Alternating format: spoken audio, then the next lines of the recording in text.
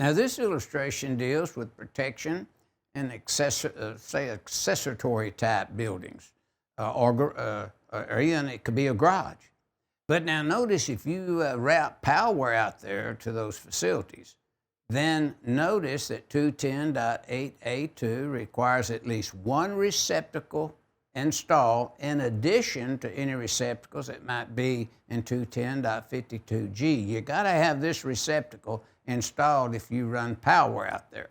Now, we kind of, again, we take those areas that we had in that real busy illustration, and now, again, we're focusing on individual protection for detached garages in some cases, or just a accessory type building, an additional building out back to store lawnmowers and things like that, because maybe the wife has kicked the man out of the garage to get all this stuff out of the garage. I want a little storage building out back, so they get one.